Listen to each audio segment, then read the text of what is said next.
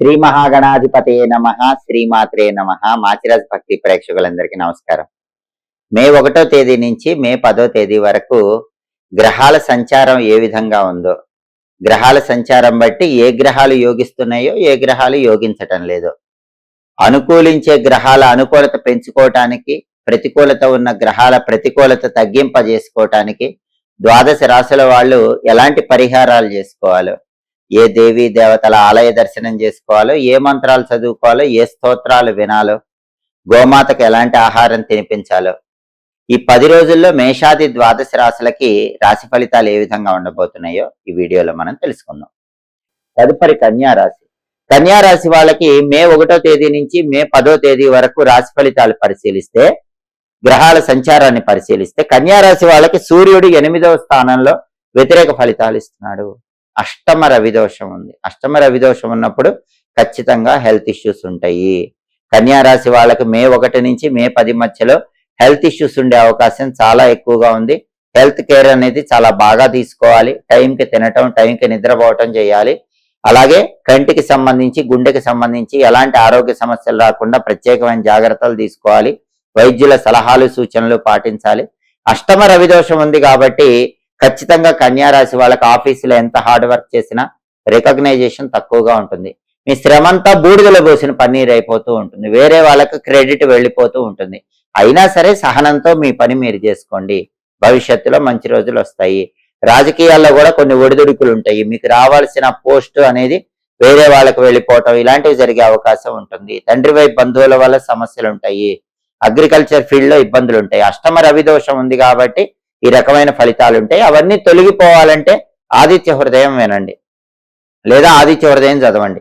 ప్రతిరోజు కూడా సూర్యుడికి సంబంధించినటువంటి మంత్రం అనేది ఒకటి తప్పకుండా చదువుకోండి. ఓం నమో భగవతే శ్రీ సూర్యాయ నమః. ఇది రోజు కూడా 21 సార్లు కానీ 12 సార్లు కానీ చదువుకోండి. చదువుకుంటూ ఆదిత్య హృదయం లేదా సూర్యాష్టకం వింటే అష్టమ రవిదోషం నుంచి తొందరగా బయటపడచ్చు. నానబెట్టిన గోధుమలు బెల్లంతో కలిపి ఆవుకు పెట్టడం కానీ, కేజీంబావు గోధుమలు ఎర్ర వస్త్రంలో మూట కట్టి దానం ఇచ్చుకోవటం కానీ చేయాలి. అలాగే బుధుడు కూడా అష్టమంలో ఉన్నాడు. అష్టమ బుధ దోషం ఉన్నప్పుడు బుధుడు విద్యాకారకుడు, ఉద్యోగ కారకుడు, వ్యాపార కారకుడు కాబట్టి అష్టమ బుధ దోషం వల్ల విద్యార్థులు ఎంత హార్డ్ వర్క్ చేసినా వాళ్ళు అనుకున్న స్థాయిలో ర్యాంకులు రాకుండా తక్కువగా ర్యాంకులు వస్తూ ఉంటాయి. అలాగే నిరుద్యోగులు ఎంత బాగా హార్డ్ వర్క్ చేసి ఇంటర్వ్యూకి వెళ్ళినా కూడా, ఎంత బాగా ప్రిపేర్ అయ్యి ఇంటర్వ్యూకి వెళ్ళినా ఇంటర్వ్యూలో కావాల్సిన జాబ్ రాదు, సెలెక్ట్ అవడం కష్టంగా ఉంటుంది. వ్యాపారస్తులు ఎంత బాగా వ్యాపారం చేసినా పెట్టుబడికి తగిన విధంగా లాభాలు కనిపించవు. అంటే విద్యార్థులకి, నిరుద్యోగులకి, వ్యాపారస్తులకి 8వ ఇంట్లో బుధుడి వల్ల వ్యతిరేక ఫలితాలు వస్తున్నాయి. అవి తొలగిపోవాలంటే కన్యారాశి వాళ్ళు ఏం చేయాలి? గణపతి ఆలయ దర్శనం చేయాలి. సంకటనాశక గణేష స్తోత్రం చాంటింగ్ వినాలి. అలాగే గణపతికి సంబంధించిన గం గణపతయే నమః అనే మంత్రం రోజు 21 సార్లు చదువుకుంటూ ఉండాలి. అలా చేస్తే అష్టమ బుధ దోషం తొలగిపోతుంది. అప్పుడు విద్యార్థులకి, నిరుద్యోగులకి, వ్యాపారస్తులకు కూడా అనుకూల ఫలితాలు ఉంటాయి. అలాగే కుజుడు 7వ ఇంట్లో వ్యతిరేక ఫలితాలు ఇస్తున్నాడు. మే 1వ తేదీ నుంచి మే 10వ తేదీ మధ్యలో కన్యారాశి వాళ్ళకి సప్తమ కుజ దోషం ఉంది. సప్తమ కుజ దోషం ఉన్నప్పుడు పెళ్లి నిశ్చయం కావటం ఆలస్యం అవుతూ ఉంటుంది.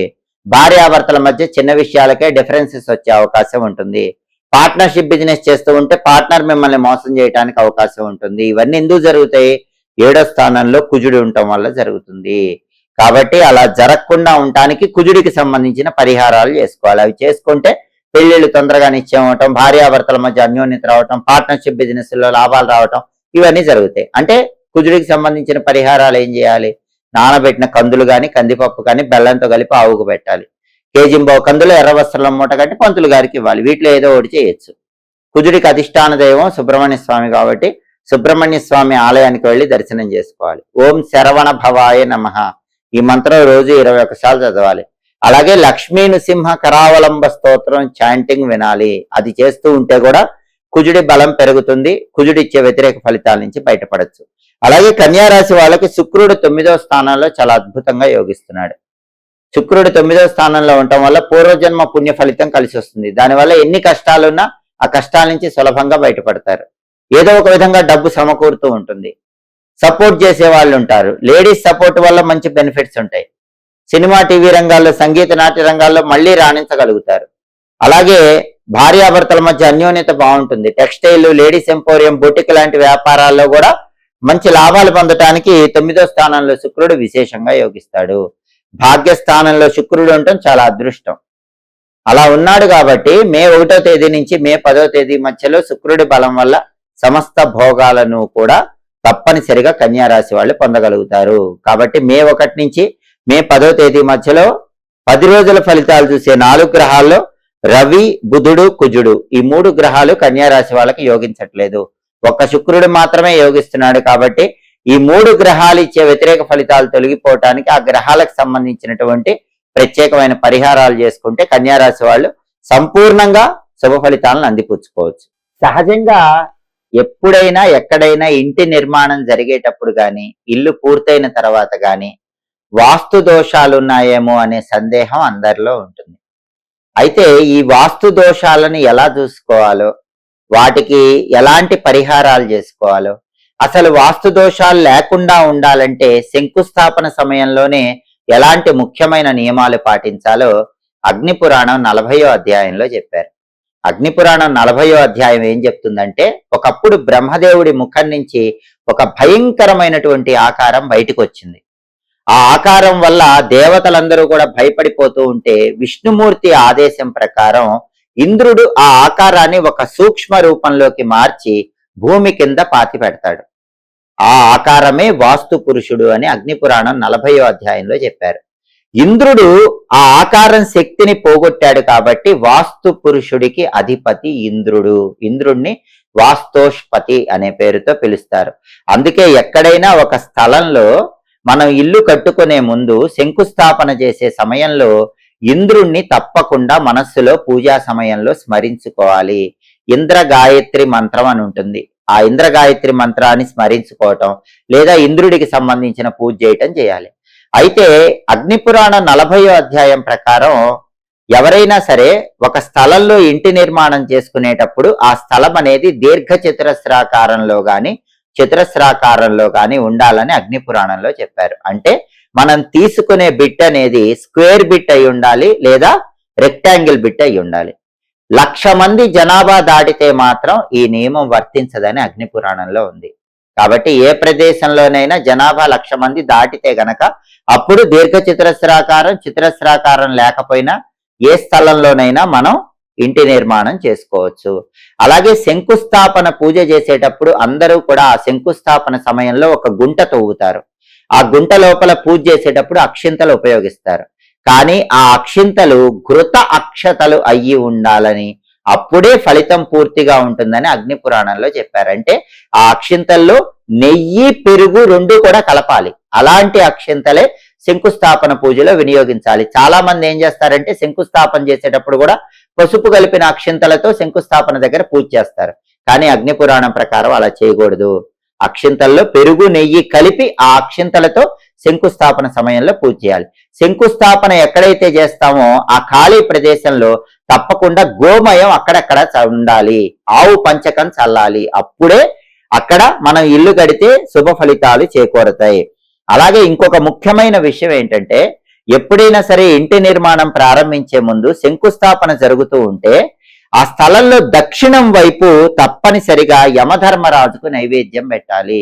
యమాయ నమః అనుకుంటూ ఆ స్థలానికి దక్షిణం వైపు యమధర్మరాజుకు శంకుస్థాపన సమయంలో నైవేద్యం పెట్టాలి. కొంతమంది ఆ నైవేద్యం పెట్టరు.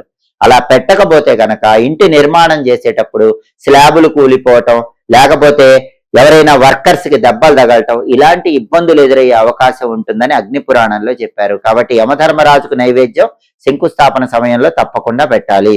అలాగే ఆరోగ్య దేవతలని కొంతమంది ఉంటారు, అనారోగ్య దేవతలని కొంతమంది ఉంటారు. అనారోగ్య దేవతలు ఆ స్థలంలో మనం ఇల్లు కట్టుకున్నాక అనారోగ్యం కలిగింపజేయకుండా ఉండటానికి శంకుస్థాపన సమయంలో అన్నం వార్చిన గంజిని కూడా ఆ శంకుస్థాపన దగ్గర నైవేద్యంగా సమర్పించాలి. అలాగే మనం ఎక్కడైతే శంకుస్థాపన చేసుకుంటూ ఉంటామో ఆ ప్రదేశంలో తప్పనిసరిగా బ్రహ్మస్థానము అని ఉంటుంది. ఆ బ్రహ్మస్థానం ఏదో చూసుకుని అక్కడ పెసరపప్పుతో చేసిన పొంగలి నైవేద్యం పెట్టి నమస్కారం చేసుకోవాలి. ఆ బ్రహ్మస్థానంలో లక్ష్మీనారాయణల పూజ చేయాలి. ఎవరైనా శంకుస్థాపన చేసేటప్పుడు బ్రహ్మస్థానంలో పెసరపప్పుతో చేసిన పొంగల్ నైవేద్యం పెట్టకపోతే ఇంటి నిర్మాణం జరిగిన తర్వాత అనేక రకాలైన ఇబ్బందులు వస్తాయి. అలాగే శంకుస్థాపన సమయంలో వరుణదేవుణ్ణి స్మరించుకోవాలి.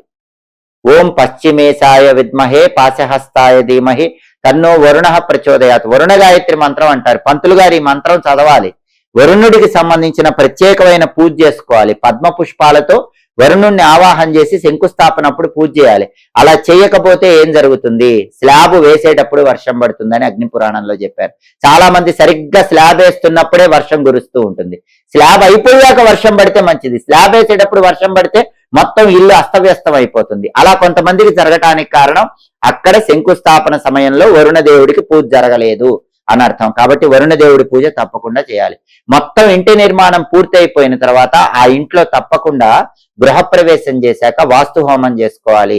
అలాగే అమ్మవారికి సంబంధించిన మణిద్వీప వర్ణన పారాయణ చేయాలి. అలా చేస్తే సంపూర్ణమైన శుభ ఫలితాలు కలుగుతాయి. అయితే ఇన్ని విధి విధానాలు పాటించటం వీలు కాని వాళ్ళకి వాస్తు దోషాలు ఏవున్నా కూడా అవి ప్రభావం చూపించకుండా ఉండటానికి, శంకుస్థాపన సమయంలో ఎలాంటి తప్పులు చేసినా సరే ఆ తప్పుల వల్ల ఇబ్బందులు రాకుండా ఉండటానికి కూడా అగ్ని పురాణంలో ఒక శక్తివంతమైన పరిహారం చెప్పారు. అదేంటంటే అష్టేష్టక సమాయుక్తం. అంటే ఎక్కడైనా దేవాలయ నిర్మాణం జరుగుతూ ఉంటే ఆ దేవాలయ నిర్మాణానికి మీ చేత్తో మీ ధనంతో 8 ఇటుకలు ఇవ్వండి.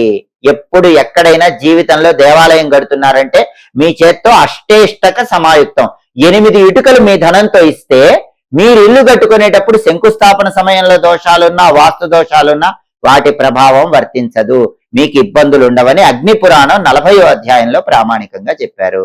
ఎప్పటికప్పుడు జ్యోతిష శాస్త్ర పరంగా దిన ఫలాలు, మాస ఫలాలు, సంవత్సర ఫలితాలు, గ్రహాల సంచారాన్ని బట్టి ఏర్పడే ఫలితాలు వీటన్నిటిని తెలుసుకోవాలనుకుంటున్నారా? అయితే మాచిరాజు భక్తి ఛానల్ తప్పకుండా చూడండి.